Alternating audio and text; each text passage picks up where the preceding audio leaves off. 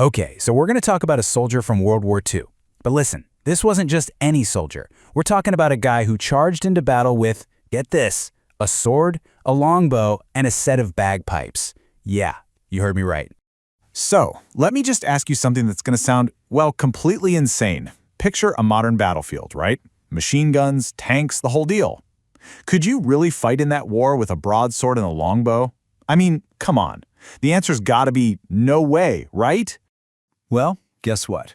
One man did. And he didn't just fight with them, he became an absolute legend doing it. Let's talk about Lieutenant Colonel Mad Jack Churchill. This is the guy who basically proved that sometimes just being unbelievably bold, that's the most powerful weapon you can have. All right, a medieval warrior in World War II. So how on earth does a guy armed like he just stepped out of the Middle Ages even begin to make a mark in a modern war? Let's dive right in with his first bit of action. So the legend of Mad Jack really kicks off right here, in the total chaos of the Battle of France. He's ambushing a German patrol, but instead of grabbing his rifle like a normal person, he pulls out a longbow, takes aim, and nails a German sergeant. Just stop and think about that for a second. This is the only recorded longbow kill in the entire Second World War. Can you imagine being one of those German soldiers? What would you even be thinking? And you know, this wasn't just some party trick for him. He actually had a philosophy behind it. Just look at this quote. Any officer who goes into battle without his sword is improperly dressed. He genuinely believed that. For him, it was a fundamental part of what it meant to be a leader. Okay, the man behind the myth. I mean, who is this guy, right? He sounds like he walked straight out of some epic fantasy story, not a history book. So to really get it, we got to look at who he was before all this. And yeah, his background is every bit as wild as you'd think. He graduates from the super prestigious Sandhurst Military Academy, but then he just leaves the army.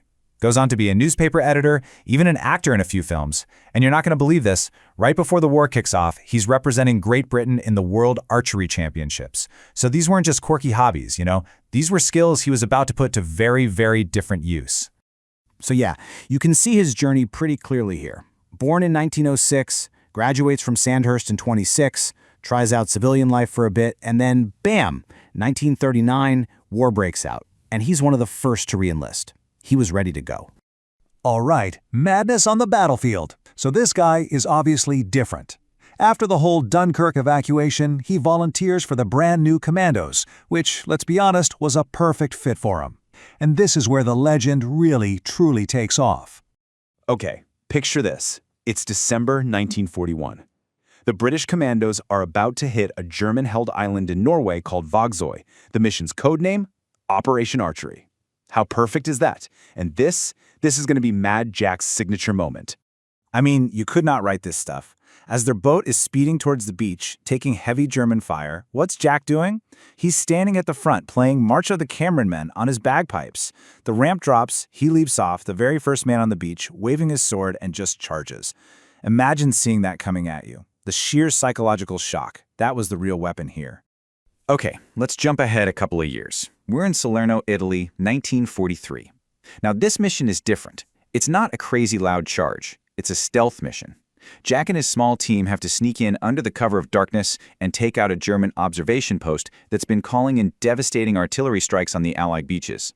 So you might be thinking, how is a sword helpful on a stealth mission? Well, with his guys using the element of surprise and his sword to, intimidate, let's say, Jack managed to capture 42 German prisoners. 42! And their whole mortar team, all without firing a single shot. Just incredible. But, his luck couldn't hold forever. In 1944, in Yugoslavia, his unit gets completely overrun. What does Jack do? He keeps fighting, playing his bagpipes, of course, until he's literally the last man standing. He's finally knocked out by a grenade and captured. They send him to the Sachsenhausen concentration camp, which, in typical Mad Jack fashion, he immediately escapes from. They catch him again, but then he just walks out of another POW camp a few weeks before the war ends. Unbelievable. So after he gets out, where does he go? Straight to Burma to get back in the fight against Japan.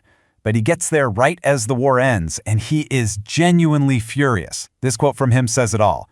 If it wasn't for those damn Yanks, we could have kept the war going for another 10 years. He actually loved the fight that much. So, what do we make of all this? An unconventional legacy for sure. Was he just a crazy adrenaline junkie who liked old-timey weapons? Or was there something more to it? Was there a method to his madness? Let's break it down. You know, the real key to understanding Mad Jack is this. It wasn't just random craziness. It was psychological warfare. Think about it. The sword, the longbow, the bagpipes, they weren't just weapons. They were tools designed to completely freak out the enemy and break their will to fight before the battle even really started. And this approach, it had this amazing two-sided effect. On one hand, for his own troops, seeing their leader do this stuff, it was a massive morale boost. It made them feel invincible. But on the other hand, for the enemy, it caused pure confusion and terror. Suddenly, they weren't just fighting soldiers. They were fighting this mythological figure. So, let's look at the pros and cons here. The upside? Obvious. Huge morale for his own side and total psychological chaos for the enemy. Super effective for the kind of small, intense raids the commandos were doing. The downside? Well, the personal risk was insane, and you obviously couldn't run an entire army this way. It was a very specific kind of genius that worked for a very specific kind of warfare. And of course, a guy like this doesn't just retire quietly. After the war, he serves in Palestine for a bit, then moves to Australia and gets really into surfing. In his late 40s, he just loved the adventure. He lived this absolutely incredible life all the way to the end, passing away in 1996 at 89 years old. Which kind of leaves us with one last big question, doesn't it? The story of Mad Jack feels like something from a completely different time. It makes you wonder, though. In our world of drones and cyber warfare, is there still a role for that kind of raw individual courage? Does the spirit of a warrior like Mad Jack still have a place on the modern battlefield? It's definitely something to think about.